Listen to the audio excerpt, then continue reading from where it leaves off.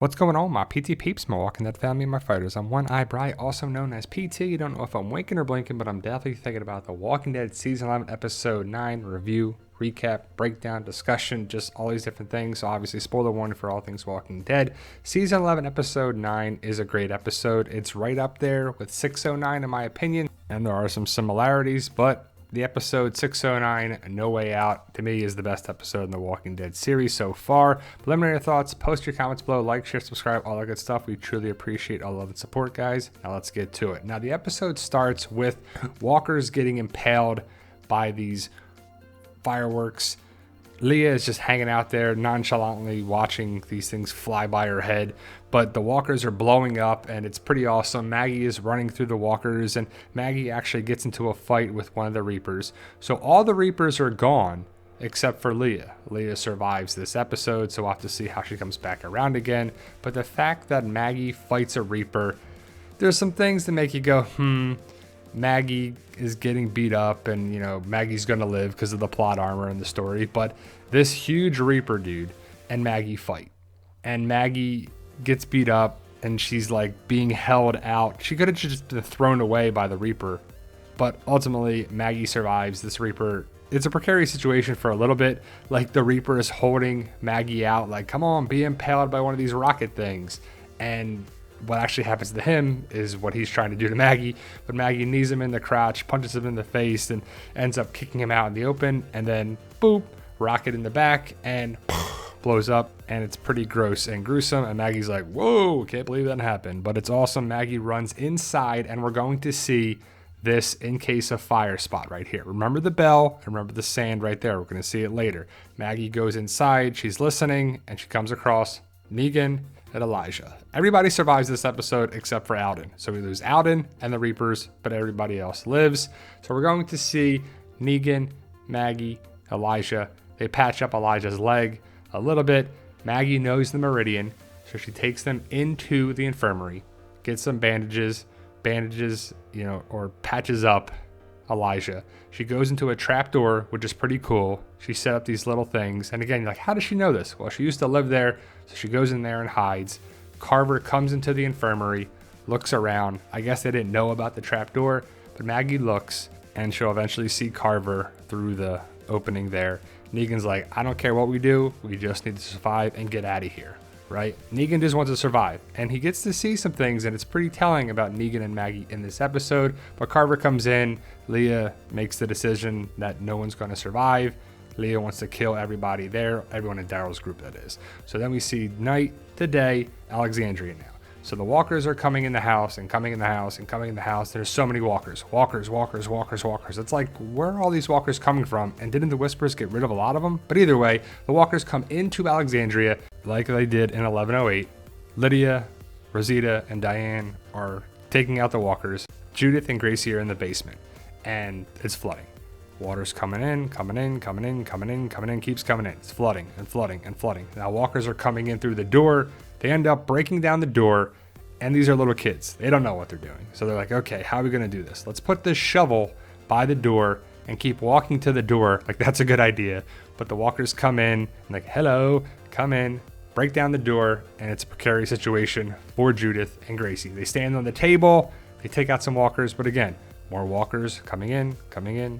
Nice shoes, by the way. We see Jerry and Aaron around the windmill, and it's on fire. They need to save the windmill as Aaron is there talking to Carol. Gracie is blowing her whistle, which is very smart. That's the alarm. Danger. Something's not right. So Aaron leaves and goes to save the day. Jerry and Carol are like, what are we going to do? So somehow they put out the fire. We don't see them put out the fire. There's a lot of things that are done off camera, but either way, back to the Meridian. So we see this sniper guy on the roof. Father Gabriel's trying to get around. He's limping around. This guy, Austin, has his gun pointing at Father Gabriel. He's about to shoot. Then Daryl runs in and tackles this guy. So Daryl takes out Austin. They fight inside the school, which is kind of cool. They fight, and it's a nice little fight scene. The Reapers fight scenes are pretty good. The one with Carver, Elijah, Maggie, and Negan, and Austin and Daryl are both pretty good. The action is really good in this episode. They break the glass, Leah and the Reapers. Daryl takes the gun and leaves the room. Leah finds Austin. She gets upset. and they leave the room to go after Daryl, but Daryl's hiding behind the chalkboard in another room, and he finds Negan, Maggie, and Elijah. The walkers are going after Gracie and Judith, and Aaron saves the day. And there's a couple things here that are like, what's going on here? But either way, everybody is safe. Aaron, Judith, Gracie, they all live. But this walker starts to go after Aaron. Aaron's like, all right. So somehow he's able to jump and take out the walker. It's pretty awesome, but it kind of doesn't make sense if you think about it. But either way, Aaron has taken out walkers with his spiky ball hand. Judith and Gracie run to the corner and hide. Judith and Gracie are hiding in the corner while it's a precarious situation again, a dangerous situation for Aaron as he's underwater being overpowered by a walker. Again, doesn't really make sense, but it's for the drama. Love the drama, right? So Aaron smushes the walker's face, pops the head, and blood goes all over. And Aaron is all about saving the two girls. So Gracie gets on his shoulders, goes through the window, and then it's Judith's turn to go through the window too. And again, everybody is safe. But as Aaron is still in the basement, more and more walkers are coming through the doorway. They fall down the steps because that's what would happen, and that's the most realistic thing here. And now Aaron is in a dangerous situation, being surrounded by the walkers. We see Father Gabriel run up the steps, trying to go to the roof, and he comes across the minister, Reaper's priest guy. So it's father versus father, we'll go with, right? So ultimately, this guy is not going to be a threat to Father Gabriel. He tries to talk some sense to him and be like, can you not hear God anymore? Can you not do this anymore? Have you lost your way? Has you lost your faith? Father Gabriel's like, let's think about that. Shink, stabs him in the gut, and I guess kills him. We don't see him die, but Father Gabriel's not messing around. He's there to save his people. He doesn't care about this guy. Then we have Carver versus Negan and Maggie and Elijah. So it's Negan there, and then Maggie and Elijah on the other side, and they fight Carver. And I'm really glad they didn't have Carver be a wuss and not put up a great fight, because he did. He took out all these people. But Negan grabs some sand and the bell. And as Carver knocks out Maggie, again, he takes out all three of these people, which he has military training. He should. Negan has the bell, and he throws the sand in Carver's face and then knocks him out with the bell. It reminds me a lot of when Rick did this to Negan in season 8, episode 8. Was that a bell as well? I can't remember. Negan stands over Carver. He helps Maggie up. Maggie has this weird interaction with Elijah. There's not really dialogue here, but Maggie stands up, walks over to Elijah, who's not doing well, by the way. He's got the wound in the leg. He was kicked in the leg. He's just not doing well. But Maggie gives the comma to Elijah. Like, here, you do it. Elijah has this weird face, and he's like, no, you do it. He doesn't say anything, but he wants Maggie to kill Carver. Daryl comes in and is like, no, don't do that. We need him alive. Let's try to get out of here alive. Because Elijah's not doing well. He can't fight all the other Reapers. There needs to be a truce. There needs to be a way out. But Daryl calls up Leah. They kind of set up a meeting, and they go outside. Lydia decides to go through the window to the basement to try to help Judith, Gracie, Aaron. So Diane and Rosita kill the walkers. Somehow, Aaron is climbing on a pipe. There's a lot of stuff here where it just happens where we don't get to see it. It happens off camera. So he's, climbing the pipe and going down the pipe, and the pipe breaks. Lydia sees him. She's like, oh, what are you doing? So she's like, I'll be right back. And Aaron is there supporting himself on the pipe somehow, some way. And then we see a rope tied to an outdoor pipe. And okay, we see that side. And then we see Lydia pulling Aaron in. How does he grab the rope? What is it attached to inside the basement? But either way, Aaron is safe, so we just have to deal with it. Then back to Meridian. Then we see Elijah and Maggie, and they're talking about what to do. Elijah wants all the Reapers dead, especially Carver, because he killed his sister, Josephine. They set up a meeting outside, but before they meet, Daryl gives the gun to Maggie. The gun that Austin had, the other Reaper that Daryl killed. So Maggie keeps the gun, and this is pretty important for a couple scenes coming up. But Daryl calls for Leah. Leah slides open the door, and they come outside. So it's a showdown between Daryl and Leah. So Daryl is going to use Carver as a hostage, a bargaining tool, to be like, look, you just leave, get out of here, and everyone can live. What we're doing here, it doesn't make sense. It's just dumb, right? So Daryl's like, look, you need to get out of here, and everyone can live.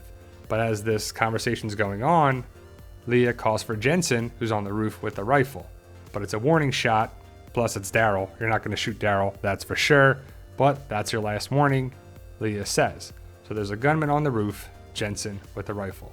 Leah orders everyone to come out. So you see these three stumble and bumble out while Daryl still uses Carver as a hostage.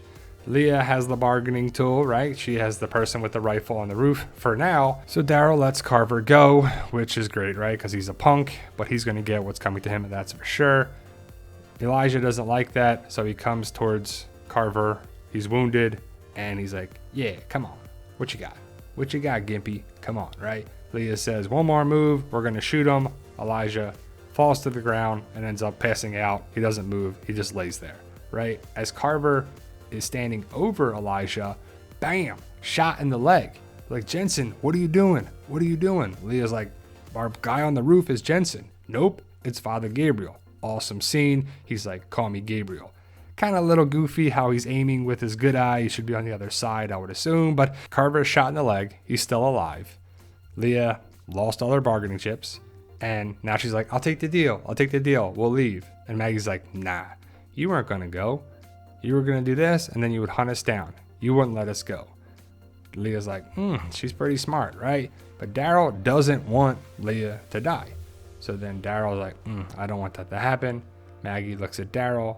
Maggie looks at Negan, decide what to do. So Maggie's like, all right, get out of here, right? Negan's like, you know what I want to do? I want to get out of here alive. That's all I care about. So it's kind of an awkward thing with Leah and Daryl.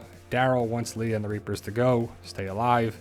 Elijah's still alive, but he's kind of passed out on the ground. Maggie looks at Elijah here, not Alden, not Frost, not anything like that, but Leah and her two remaining Reapers start to walk away. And man, they walk slow. Negan watches everything. He's like, this ain't gonna go well. What is Maggie gonna do? Daryl sees that Maggie takes her gun and starts walking after Leah and the two Reapers.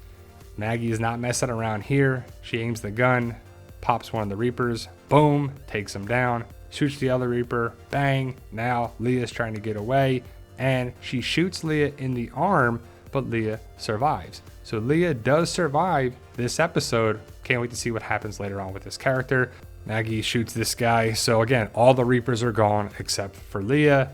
Maggie points her gun at Carver, out of bullets. So what does she do? She takes out Carver with another weapon as Negan watches everything. He knows what's going on here. He can't really be around Maggie, and this confirms that. So as Maggie stabs Carver in the chest, carves him up, Carver gets carved, but Maggie kills Carver. Again, they highlight the fact that Negan is watching this entire thing and he doesn't feel safe around Maggie. I don't blame him. He shouldn't. So he leaves at the end of the episode, or towards the end of the episode. Carver has the comma in his chest, and Maggie killed Carver, taking revenge. Now we see bloody footprints here, or I guess blood in the dirt, not footprints, but Daryl is tracking Leah.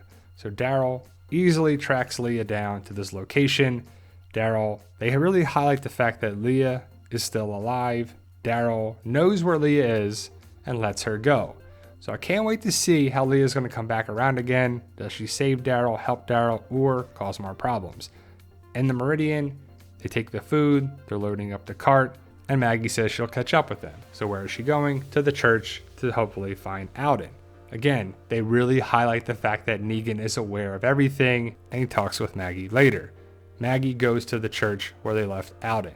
She goes to the door, kind of knocks on the door, and says, Alden? Or like Alden? She says it kind of weird. There's a zombie Reaper, so the Reapers got into the church and killed Alden.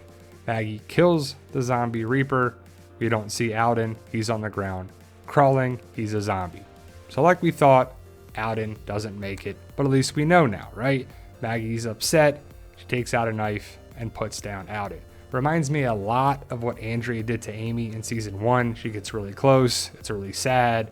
You know, it means a lot to Maggie. Alden knew Maggie for a while. But this is kind of the stuff that was going to happen on the show and the characters that we would lose. Alden, you know, C-list type character. But ultimately, Maggie buries Alden and Negan comes and talks to Maggie.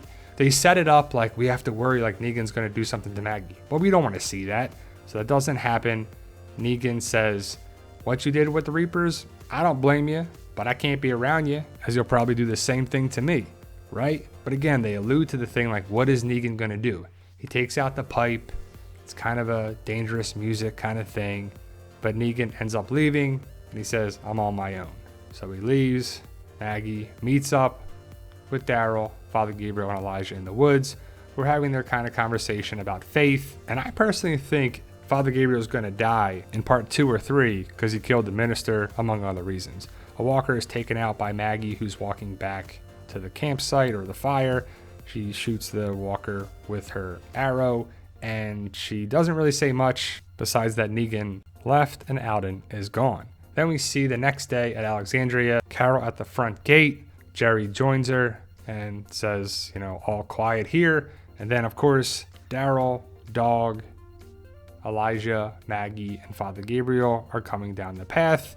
And Jerry even says, man, that's all that's left? Because they left with a huge group of people. Remember that? They went out so long ago, and this is the first time they're coming back. But they get back inside. It's all joyous. They share hugs, and Daryl passes out apples. They're burning the dead. Alexandria is still a mess. Like I said, Judith and RJ hug Daryl. Daryl hugs Carol and Lydia, and Herschel hugs Maggie. So again, everybody's coming back around. It's a nice situation. Everyone's safe. Well, not everybody, but everybody that returned is safe. Then we see there is a couple people left from Maggie's group, 3 people and Elijah. Again, Daryl and Carol are doing okay as they hug here. Lydia is told by Daryl that Negan is not around, and that really bothers her. You can tell because they hug, and Lydia asks about Negan, and Daryl says he's gone. He left. And then that's her face. She's like, oh, man, because that was her friend. That was the only person that she knew. So maybe she goes out looking for him. And we see RJ's like, an apple? Come on, man. This sucks, right? But we see Father Gabriel, Rosita, and baby Coco. And I wonder who's going to survive out of these two. Do you think Father Gabriel or Rosita survive? Can't wait to find out later this season in part 3. Daryl again is handing out apples. Well, not again. I said that earlier. He sees Connie, drops the basket or bushel of apples. And it's a nice get together, a nice reunion. Dog's like, yes, apples, can't wait to chow down. And again, it's really nice to see Connie and Daryl reunited. They haven't seen each other in so long. It's a nice, good moment. Again, hugs all around. It's a good thing. We're like, yay, it's about time, right? Lydia's still like, I can't believe Negan's gone. As they watch Daryl hug Connie and Kelly, Daryl is signing to Connie in some nice little moments. Then we see Dog trying to bite this apple. He's having a little trouble, but it's kind of cute. Carol looks over Maggie like, let's stitch you up. Let's fix your face here a little bit, right? But then we see Father Gabriel and Aaron having a conversation. Remember, they're connected from season 10C and other stories, right? So they talk about others died so they could survive. And Aaron's like, that's what we're going to do. So I think something's going to happen here at the Commonwealth with these two. Maybe it's foreshadowing, maybe it's guessing, maybe it's a theory, but I can't wait to see what happens. As they're talking, Jerry sees something in the distance. He's like, hey, saviors. No, I'm just kidding. That was Cal. He's like, come on, somebody's coming here. So Daryl gets his bow, Maggie gets her bow and arrow, and they're ready to deal with another thing. Father Gabriel's face is like, come on, enough already. We just got home. Another problem? Commonwealth. Dun, dun, dun, dun. So the Commonwealth, Lance Hornsby, and Eugene show up. Again, our group doesn't know who these people are, and a lot of stuff is happening here in a couple minutes. You got our group coming back, the Commonwealth showing up, and luckily Eugene is there. I can't help but wonder, season 7, season 8, when Eugene was part of the Saviors, here, same location outside the front gates of Alexandria, but here he's calming things down.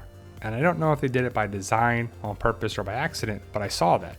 You see the Commonwealth unloading stuff like a can of ethanol, maybe for Daryl's bike. Eugene addresses everybody, kind of explaining the situation, but he's like, it's probably best if we let someone from the Commonwealth talk. So he introduces Lance Hornsby. So it's Eugene and Lance Hornsby, and they are definitely connected in a lot of story. But our group watches and just listens. Maggie's like, ugh. Daryl's like, this again. Dog's like, what? So Lance Hornsby, being the political official guy, says, I love what you've done with the place here, but it looks like you're falling on tough times. Kelly signs to Connie so she can understand, and Lance says, what you can do is we can help you, or better yet, you can come to our place. I have a proposition for you. So we'll have to see. But as we're watching here, we have a 6-month time jump. You see Daryl, and then there's a smooth transition, which is probably one of the best transitions I've seen in the series, right to Maggie, and she is at Hilltop now. As it pans out, we see Elijah hilltop behind Maggie, and Maggie is standing there looking out 6 months later. So what has happened in 6 months? Can't wait to find out. We see Commonwealth soldiers. Someone has a little different type of armor walking over to Maggie. Maggie says, it doesn't have to go down this way, or it doesn't have to be this way. As Maggie looks on, who is the Commonwealth soldier? Dun, dun, dun, dun, Daryl. So Daryl has been part of the Commonwealth soldiers or troopers or whatever for some time. Don't know what happened over the 6 months, but I can't wait to see how it goes down. 1109 is a great episode. Hopefully you've seen it. If not, it's a great episode. Let me know your thoughts. Post your comments below. 1109 hopefully sets the tone for part 2 and part 3. Stay safe, and as always, tell them Daryl.